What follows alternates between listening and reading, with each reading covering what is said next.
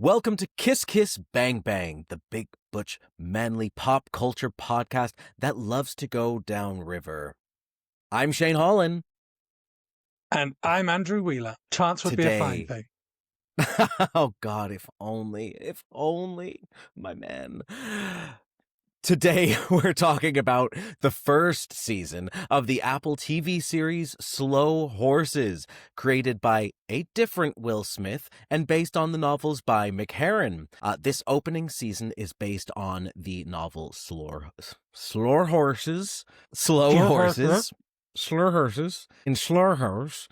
and it stars Gary Oldman, Jack Lowden, Kristin Scott Thomas, Dustin Demery Burns, Olivia Cook, Freddie Fox, and Antonio Akil. Suspicious number of names we haven't seen in season 5. Yeah, very, very odd. What could possibly happen to the majority of those characters? In this series, the far-right Sons of Albion kidnap British Pakistani student Hassan Ahmed, threatening to behead him on a live stream at sunrise. The disgraced spies of Slaughterhouse try to untangle a conspiracy in order to save Hassan's life. Wow. I had forgotten how great this opening shot was. What a fantastic season. Mm-hmm. I didn't start watching until about the time the third season was airing. And everyone had told me I need to watch this show, and I didn't have Apple TV Plus, but now I can't imagine my life without this show. Okay, steady on, because the books run out eventually. Well, they haven't stopped. Mick Herron has not stopped writing the books, but they'll catch up sooner rather than later. I do need to borrow those books Your from mother and I, good luck, I got them from the library. You'll have to borrow them from your mum. Your mother and I have been telling you to watch this since season 1. Your mother and I have been fans since season 1. I'm not your dad. Two mothers. I'm just saying that Kim and I have that in common. Yeah. I mean, I started watching this show just because I'd heard great things about the books, and I already knew great things about Jack Lowden. We had talked about him in our first ever Bond fantasy casting episode back when I hadn't seen, I think, almost anything that he's in. But then I watched, is it called Benediction, I think, his World War I movie about the poets, the wartime poets, who were all gay as hell. And yeah, he's a beautiful actor. He's a very gifted actor. Mm-hmm. And he gives disheveled but hot spy very well. So yeah, I need a hot boy to hook me onto a thing, and he was the hot boy that hooked me onto this specific thing. But yeah, I mean, I've no regrets. Like, this is a great show. I watched a lot of seasons of Glee just for the boys, and it was never good. This show has always been good. I've never watched a season of Glee, and I never will. You witch. As is traditional, I will now take off my too hot episode-specific outfit because, oh my God, I run very warm, Shane. I know you do, this and jacket though. You were serving Louisa Guy, and that is appreciated as she is a standout. I like that. I was thinking it was somewhere between Catherine Standish and Jackson Lamb, but I guess that is Louisa Guy. To be fair, I think every character wears a scarf at some point in this series, so it is just on point. But no, I immediately thought Louisa Guy. Overcoat as well. What else do I have to say? The other person... My God. Sorry, go ahead. The other things that hooked me, of course, are Gary Oldman and Kristin Scott Thomas, who are just two of the absolute top-tier actors in the world, continuing to do top-tier work. And though Kristin Scott Thomas is only... she seems... I always think she's not in the show that much. And then I think I may be wrong every season. Or some seasons, maybe she's a little bit more recessive.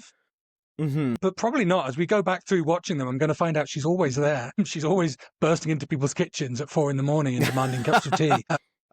Very you-coded. It's so relatable. Speaking of tea, my beautiful new socio-political teacup. Thank you, Carl and Jomar. Absolutely perfect. No notes. It's just the truth. I mean, it's not even a political statement. It's just an observation. It's just an observation. Just this season reminded me of all of the things that I have loved about this show since the beginning. It's got this amazing, subtle and not so subtle humor about it. And I think we discussed in the last episode how critics are like, oh, it's taking it too far. No, it's been there the entire time. Like, it is so self-deprecating and so self-aware. And it has been a comment on not just like spying, but government and politics and just the fallacy of being a human being living in this world. It's all right Yeah. there from the very beginning. And that was fantastic. Also, rich, complex characters. I mean, I feel like every character in this season gets a moment to shine. I would nearly said growth, but I think the point of this is that hardly anyone grows. We are all just trying to outsmart each other and survive.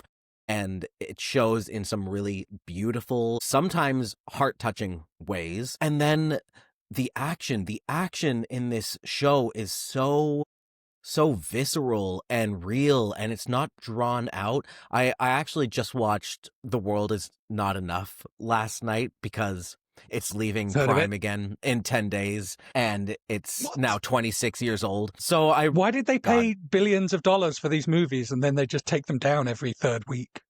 I went down a Reddit hole last night, like, asking the exact same question. They just got it back. Why?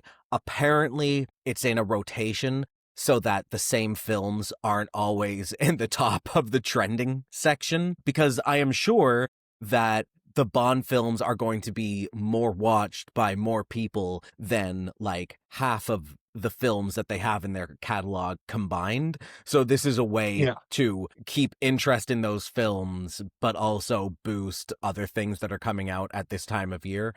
But also, you're right, like, they own it. Why would you keep it locked away?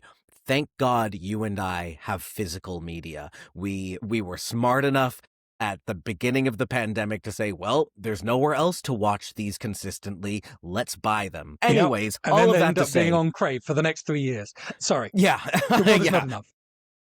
The World Is Not Enough.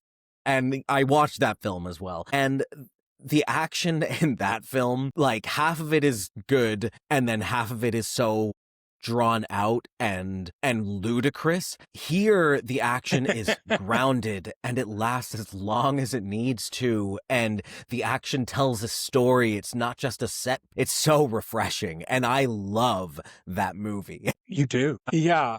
I mean, do I have a thought? Yes, this is a show that does almost everything perfectly.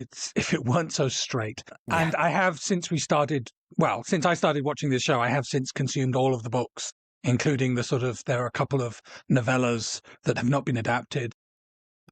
And I feel like they should get around to those at some point, but maybe they don't care. Apple is currently adapting Mick Herron's earlier series of books, Down Cemetery Road series, starring Emma Thompson as a private detective who is very Jackson Lamb coded. So that's great fun as well. So yeah, I have read, by which I mean I've listened to, because I get them out of the library as audiobooks, all of the Slow Horses novels now, and they really are just as strong as the show. But That is if you so watch them, good to you hear. find out who dies and when. So, you know. Wait, more people die? No! Oh, I'm As so sorry. long as Spoilers. it's not More Jackson people will Lamb. die. I don't think he can die. You talked about No. character growth. He's a character with a lot of growths. And he's gross. Let's talk about the women. We have some great ones. We do have some great ones, and I was once again suckered in to believing that Olivia Cooke as Sid Baker was a main character for the entire season. Boy, was I wrong. Again, I've seen this before, and I had totally forgotten, like, that she is a plot device. Spoiler alert. Spoiler alert. God, We will be every discussing time. full spoilers for the whole season. Don't watch this if you don't want to get spoiled. About season 1 specifically, we won't spoil anything from subsequent seasons in this video.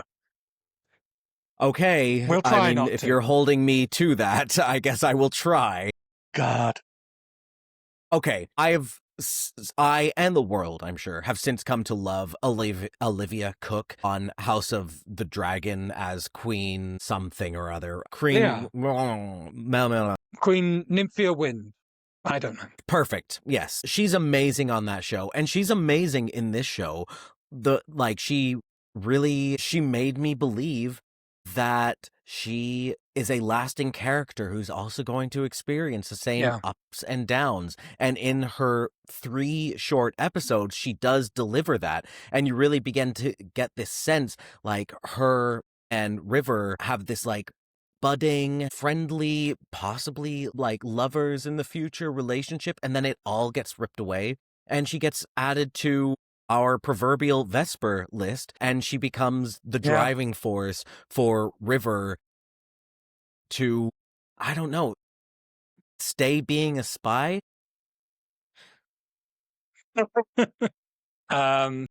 Yeah, I guess, he does see a purpose out of this. Yeah, great character, gone too soon. It is brilliantly shocking, especially the way she goes out. It's like it's off screen and it's a moment, and that all feels very real. Mm-hmm. And her presence will continue to hang over the show. We also have to talk about Rosalind Eleazar, who plays Louisa Guy, who I completely forgot about this storyline of hers. I feel like the show doesn't quite know of her and Min. I feel like the show didn't quite know what to do with her yet, and I'm sure you can speak to this. It's probably based in the novels. Her character has a lot more to do in coming seasons. But in this season, I found her to be the voice of reason, which is kind of hilarious considering that she's part of Slough House. But she's also a bit of an audience surrogate, telling us what we already know, like, oh, you fucking idiots. I can't believe you forgot to put gas in the car. Why am I making out with this dumbass? Like, she's good. She's good in this show, in this season, but I really am looking forward to more Louisa in the future. Not just in the future seasons that we're going to watch for the pod, but also coming back in a big way, I'm hoping, in future novel seasons. What I love most about Louisa Guy is that there must be Reddit forums dedicated to hating her, because she is the most competent character, and she's a woman of color. She's like, even River is not, because of River's many issues, it's not anywhere near on Louisa Guy's level, really. Mm-hmm. They're the 2 most physically capable. They're also the 2 smartest people. And just watching Min fumble through everything and Louisa having to roll her eyes and just sort of vault over the top of a high fence that isn't even locked, I think. I forget what the gag was there. Yeah, we will see more of her in coming seasons. But for now, this is a show with a big cast, and most of the cast were just sort of guest stars or featured performers rather than leads. And at this point, Louisa Guy, Roddy Ho, like Min Harper, those are all supporting cast. They're not leads in the show, but we will see much more of them, and they will all get the chance to shine. Speaking of people who will get the chance to shine, Saskia Reeves as Catherine Standish. What a standout. Standout-ish. In season 5, I was like, oh, she gets to do something finally. But I forgot she got to do something here, too. She has a lot to do, once again, with the success of this season, this team's mission. Yeah. I mean, Catherine Standish just continues to surprise me at how capable she is. The thing that I forget about Slough House is that they're all capable agents, for the most part, who fucked up. Like, they've done something outside of their work, or sometimes in their work, that has relegated them to be out in the cold. But, they were all working at Park at one point or another because they had good reason to. So it's really great to see someone like Standish, who is more sure of herself than she lets on, more capable than she gets to be, and also delivers some of the funniest moments of the season. Confrontation scene between Standish and Taverner is a definite highlight of the season for me. Standish just throwing it back in her face, being like, I'm not part of your sisterhood. Knowing full well that Diana Taverner has no sisterhood. Yeah. And the bit where she's walking away with Roddy Ho and he says, we're walking in the wrong direction. She's like, I'm just being dramatic, okay? Let me have this. Don't look back. Yeah. That's just what she wants. But that's also like such a powerful moment. Oh, it's so good. Yeah, I love that scene. And you said the name Kristin Scott Thomas as Diana Taverner. Just incredible. She might be my favorite, honestly, because she's so dark-sided. She is so, like, malevolent. Like, is she evil with a heart of gold? I don't know. I can't quite... Like, she might just be monstrous. I mean, she's cold, ruthless, she would and have villainous. let that boy die. She would have let that boy die, and that was the plan in a lot of ways. Like, it didn't really matter if he lived or died to her. She just needed to keep her secret safe, and man, she nearly got away with it. Put a lid on it. We love a villainous lady boss. Let's be honest. She's very Disney evil queen coded. I'm looking forward to more of that. I feel like in a lot of ways, I'm not going to say mellows her character out, but she's definitely more mustache twirling in this opening season than I remember her being in later seasons, even though, I mean, so much of her own job is self-preservation. Yes. In here, that is the plot of the entire series. And it's the perfect narcissist villain thing of thinking, I am the only one who can do this job well. Therefore, everything I do in service to this job is justified. It's a perfect execution of that idea. And she makes such a brilliant foil to Jackson Lamb.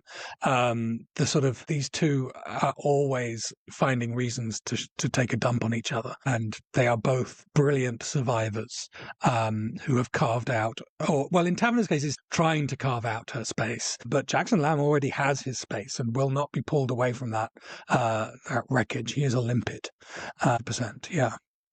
I mean, there's some irony in the fact that Diana could easily be a Jackson Lamb. Like, they occupy the same space, and she has to cover up her messes as much as he is in charge of a bunch of messes. And I think the fact that they are on equal footing throughout this entire season and throughout the series as a whole, it just leads to some really riveting moments, particularly in this season when they're at the canals in the middle of the night, finally having like their showdown, sitting on a bench, and they keep one-upping each other on what they have on each other. It's just so brilliant. And Kristin Scott Thomas just delivers. She just delivers everything I need and that I want in this meaty role. And speaking of meaty roles, let's talk about the boys, starting with a man who loves a meaty role, and that is Gary Oldman as Jackson Lamb, the other half of the dance.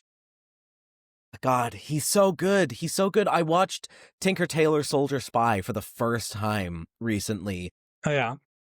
And it is so, like, the fact that he can play Smiley and that he can play Lamb, two of the upper echelon in terms of spy novels, and they're so different, and he brings such different pieces of himself to both of these roles. Oh God, I just love him. He's so good. And he is Smiley coded in the flashback scenes, right? Like they're trying to evoke very deliberately the idea that Lamb and Smiley are essentially the same character at different points in their lives. Although I forget if Smiley dies in canon or not. I don't know. But yeah, we'll ask my mom. Yeah. She'll tell us. We have now asked her. By doing the podcast, we have asked. So yeah, Gary Oldman is the linchpin of the whole show. I had in my memory, I thought he was Fowler to begin with and he had mellowed. No, other way around. He's actually reeled in quite a lot in this first season. He doesn't even look as gross in the first season. And yeah, he's much more, he's farting more. He's saying more offensive things now than he was then. He's closer now, I think, in the TV show to Book Lamb. And I think they definitely, in order to get people watching the show, just smoothed down some of the rough edges. There was plenty of rough edges left, let's say. Oh yeah. It's so fun to see that character get more and more haggard as the show wears on. But yeah, I was shocked.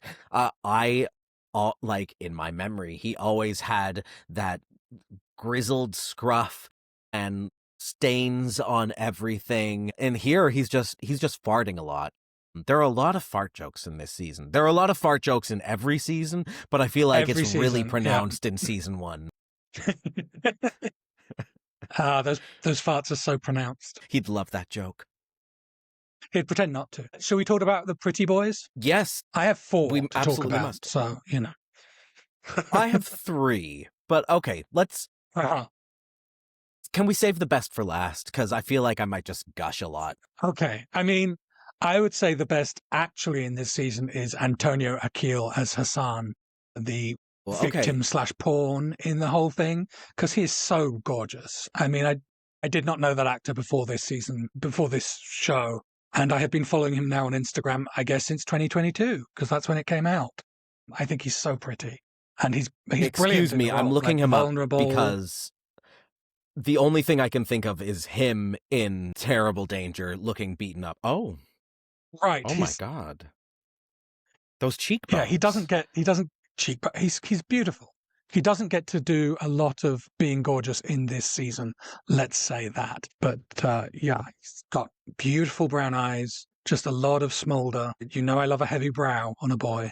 So yeah, more praise and more work for Antonio Akil, please. Yes, please. Also, Freddie Fox as James Spider Webb, giving maybe the most queer energy that we will ever get in this show. And I mean, Shirley will eventually show up, but even then, I mean, he's just so... The queer-coded characters of a show being made in the 2020s. Good Lord. God. We've come so far. He's so slimy. He's such a fun character. And I mean, I guess I'll save what I want to say about him until we get to the queerness section of our show. But I appreciated him like from a new angle this time around. Freddie Fox is an ambiguously queer demon twink anyway. Yeah. In everything he does, like he literally played Loki in the Sandman final season. Like he's been around and about playing just devious little shits. And I love him. I love him in everything I see him in. I am a huge fan. Even if he turns out to be straight, I will still love his queer demon twink ass. He said something about that I read on his Wikipedia. Yeah, hold on, I'm bringing it up. Like, I think he identifies as queer or doesn't identify as anything. That's it. He says Fox stated that he hopes to fall in love with another person as opposed to a sex. Right. I know plenty of people like that in my own life who would agree with that statement. And that places you solidly in the queer category. Like, yeah, absolutely. If you're not bound by the old magic. Oh, he'd be great in the new Narnia series. Who should he play? He should play the evil queen. The Ice Queen. The White Witch. Yeah. He would be so good in that role. He would be so good. Yeah, I'll follow Freddie Fox anywhere. Yeah, same. I am sad to say I'm attracted to this man, but I'm really into Chris Riley as Nick Duffy. No, well, okay.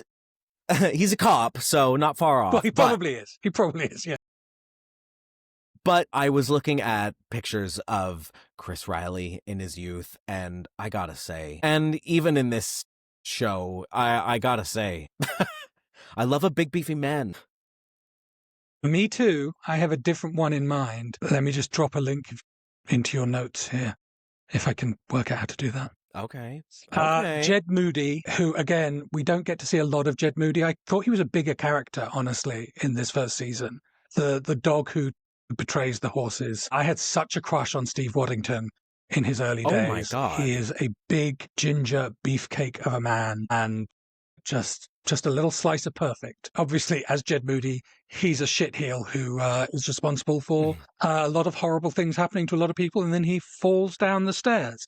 So We never get to see Steve Waddington at his best in this show, but he will always have a place in my crotch, and I'm grateful for that. He looks like he belongs in a 1950s Western in this picture that you've sent, which and I'm sure you're flashing on the screen now as we're talking about beep, him. Beep, beep.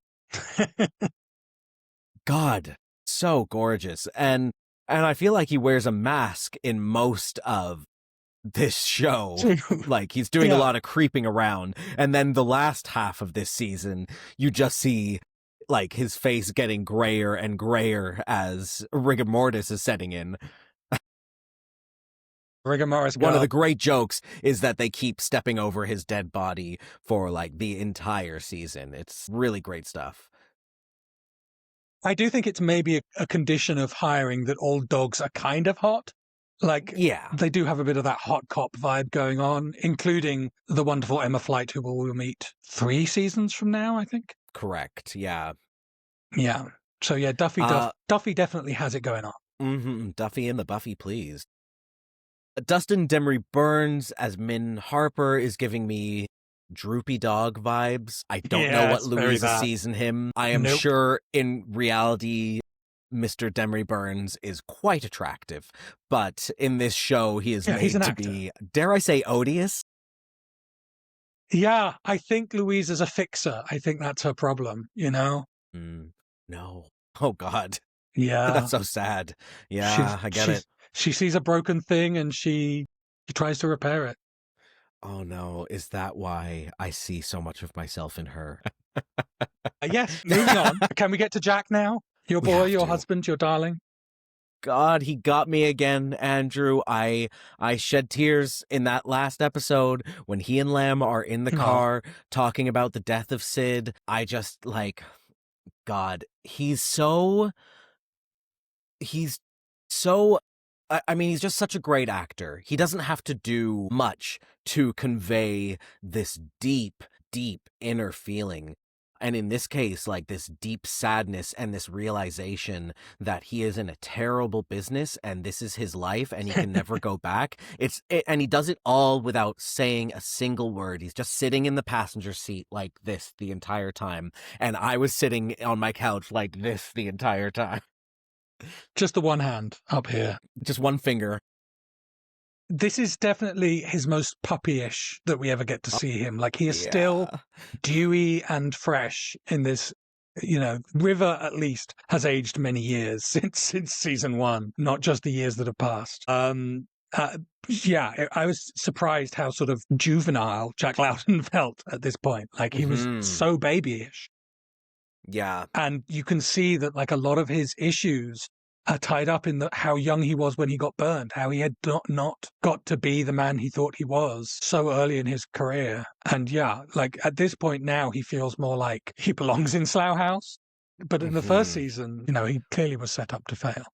Yeah, I'd forgotten that he was set up, that he was burned, that it was all because he was so good at his job that he gets sent to Slough House. And even the so good at his job part, it was kind of a mistake that he took the picture that he took. Yes. This is getting into the weeds of the story, and I'm not explaining it very well, but the setup is that when he was in training, he takes a picture of Diana Taverner, but this picture, like, he was tailing her, and he had apparently, like, it took her the longest to realize she was being tailed by him out of anyone in the service who had ever been assigned this task as part of their training, blah, blah, blah. But the picture that he takes of her is with Jed Moody, which unravels the whole Hassan plot in the end. Not Moody, the guy undercover in the in the house, the fake white supremacist ex-dog. Yes. So yeah, he doesn't belong in Slough House at all. Yeah. But my God, does he earn his way into Slough House in so many other ways. He's just so brash and angry. He's such an angry young man. And I think it makes him relatable. Even, like, maybe that's the queerest part of this show, honestly, is like being angry and not knowing where to put that anger and putting it all into your work. What could be more queer than that? Yeah, there is a certain, like, there's a gravity to Slough House that he probably would have ended up there eventually. But he didn't even get his good years in first. So sad. Love The whole his sequence of them relationship with breaking his in, though. grandfather. Go ahead. His relationship with Jonathan Pryce, his grandfather, River Cartwright Sr. Is his name River? I don't know. David Cartwright, thank you. It just humanizes this man so much in a way that this show needs. And also, you learn, like, you can tell so much about him by the way that his grandfather treats him. His grandfather, like, sees him as a trainee, not family. And as we come to learn in later seasons, this is the only family he has. And it's mentioned here too. Yeah. But like his mother is missing, his father his mother is like flighty, absent. And his father is incredibly absent, and it shows. All he has is this one man who sees him as an agent and less like a boy who needs protecting. And yeah, we'll learn in later seasons that's kind of always how everyone saw him, like a weapon being honed. So the fact that he then ends up in the garbage can of spies is all the more tragic. It's so fun rewatching this show, knowing so many more details about these characters now. We could talk about the music, but I'm just going to say what I said last time. It's terrible. I hate it. What's even worse is that Strange Game appears much more in the actual soundtrack of each episode in this season. So I'm thankful that they've stopped doing that. But like, this is egregious. That awful song. It might be the worst thing ever written. I don't know. We have Another Way to Die from Quantum of Solace to think about. But at least that's redeemed by just being 1 in 24 songs, you know? Fair. Okay, we can talk about the fashion, though. It's terrible. We can. A little. It's terrible. I already mentioned Lamb actually looks better, more put together in this season. Taverner looks less put together. Like she goes on a glam journey. I think Kristin Scott Thomas at a certain point was like, I hate my makeup. Please stop making me look like an old woman and let me look like a glamorous vixen because I am, God damn it. And she got her wish because Taverner is way better put together in later seasons. Yes, I agree. I mean, at least in this season, she's the only one who gets to dress business chic, and that is very much appreciated after a season of various coats and scarves and covering up. But even in that last episode when she's in the kitchen at 4 a.m. and she's wearing this horrible pencil skirt that is so unflattering and her hair looks so mousy, I was shocked. Yeah. I was shocked. Give Kristin Scott Thomas the glow up that she deserves. Well, the glow into what she looks like in real life. There we go. River does look great in the last couple of episodes. I will say that, in his black jacket, blue-collared dress shirt, and dark blue jeans. What a serve. Very, very Bond. That hunter's jacket with all the pockets and the mini belts for tying up people's bleeding limbs. That is a tight little jacket. Like he's wearing, that is fitted. And he is looking snug in that. It suddenly had me thinking, wait, do I have a hunter's jacket? Should I be wearing a hunter's jacket? Same. No, I don't have any of River Cartwright's many glorious virtues. I would just look like a trussed turkey by comparison. So I will just enjoy it on him. And I did. He also gets to wear a full suit at the airport in the very first episode. And wearing a suit to the airport is always in fashion, gotta say. Very Bond.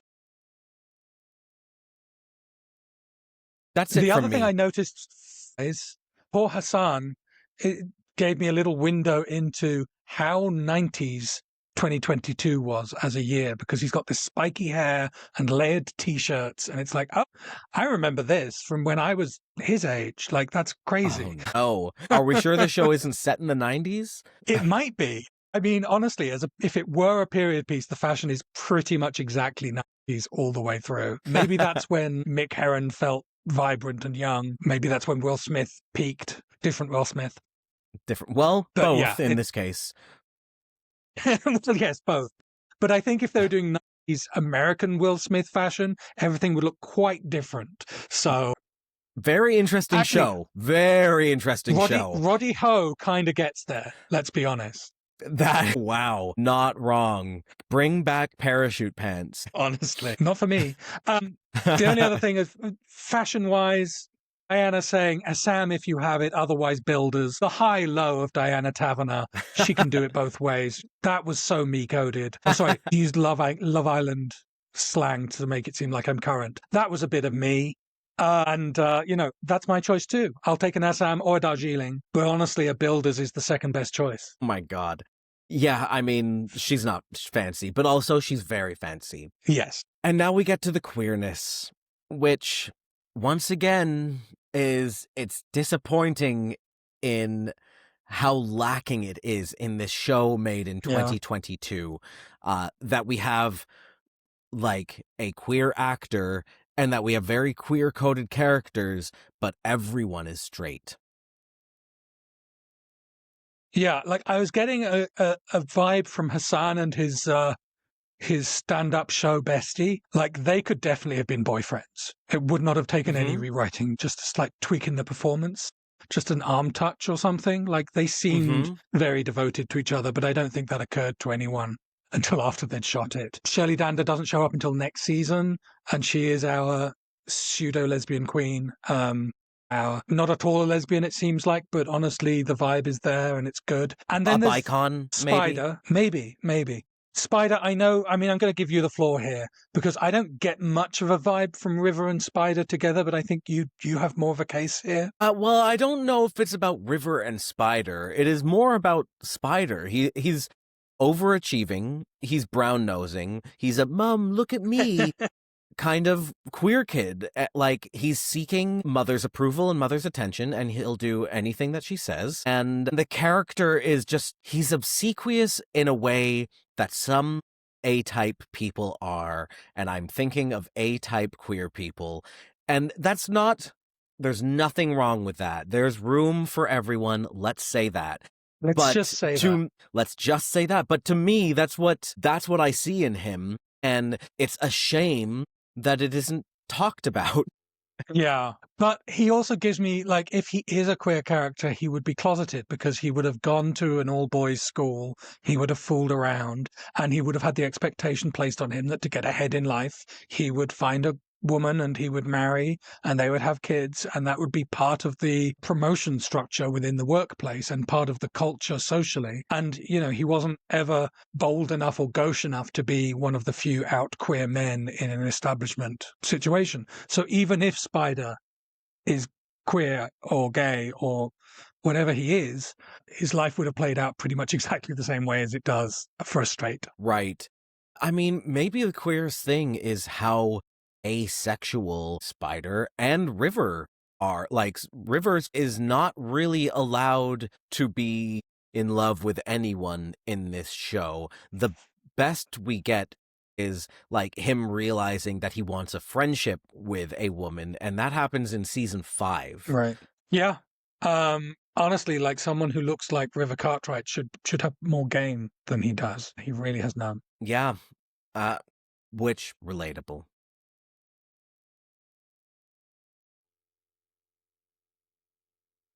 All right, shall we wrap this up and score the first season? Let's do that. Andrew, what are you giving this on a scale of 0 to 5? I'm going to say this show started out strong and earned its stripes, like the fact that it is still running, renewed for a 6th, 7th season, I think, at least. Mm-hmm. It's a great show, and I think this is a great season, so I'm giving it a 5. Excellent choice, my friend, because I was going to do the same. This show knows who it is in the first season, and that is so rare. How many shows are you told, oh, well, you have to get past the first two or 3 seasons, and then it gets good? This show knows who its characters are, where its strengths are, and it's improved, but it's hard to improve when you're already at the top of your game. So it has stayed consistently good throughout. How I'll about be the really women? interested to see as we go through the ratings of subsequent seasons if there's any, like, how much dipping there is below 5. Yeah, I think I might know where that might happen, but also I might be wrong. So I have a Yeah. I don't know. I can't wait. The Honestly, I rewatch is a nearly thing. hit play on season 2 as Me soon as I finished too! season 1. And Especially I because they might end with just the do trailer. that. They end with the trailer. I hate that they do that every time. Every time they end with this amazing trailer that makes me think like, God, it's so good. I'm going to do it. I'm going to watch season 2 We could and then we should just do season we 2. can bank. Yeah, we can record the episodes. We don't have to release them back to back to back. We can bank them. All right, you said it. You heard it here first. Unless I cut all this, because it's Riverside is going to be like, you're clearly talking about the editing process here. This is not something your audience cares about. Okay, Shut fair. up, AI. Let's talk about the women, or let's give a point to the women. I know I am. I'm giving it for Kristin Scott Thomas alone. Yes. Standish, Louisa Guy, God bless poor Sid Baker. Yeah, the women in this show are always great. Mm-hmm. That is her name. One of the last scenes throws some suspicion on that. And the boys, I mean, yeah. I'm not giving Jack Lowden a point. No. He'd have to be really bad at his job. Akil. Yeah. Okay, this is once again the thing that stops this from being a perfect show is the music. I cannot in good faith I almost want to give it a penalty for the music appearing throughout the entire season. Honestly, I'm not even giving it a 0, I'm giving it an X. That's how angry the music makes me. I get it. The fashion I can't. It's not the point of the show, and that's okay. Yeah, honestly, it's something we consider highly because we're looking at the queer text rather than the text. And fashion is much more important in a queer world than it is to the dull grey straights. But this is by choice an anti-fashion show. I don't know, like 20 years from now, will we look back at Slow Horses and say, oh, look at the way it captures X, Y, and Z. I'm not sure because I do think it looks like the 90s. So maybe not. Well, speaking of capturing the 90s, I can't give it a queer point. No. But I'm not going to give the show a penalty. And even though it's a 7 out of a 10, like in terms of enjoyment factor, it's a 10 out of 10. Yeah, like 7 is a good score to get. As always, our scoring system is designed to do a particular job, but the 5 out of 5 is the thing that audiences need to take as recommendation. Everything else is just, well, this did not enrich queer culture. Mm-hmm. Boy, was Jack Lowden pretty to look at. Amen to that. Well, I can't wait for season 2. I can't wait for season 6. I can't wait for more Slow Horses in general. Yeah. Go get your library card, Shane. Go download the audiobooks. It's worth it. I might just buy them, honestly, on Audible. Fair. To plug Audible. They're not giving us money. Yeah, no.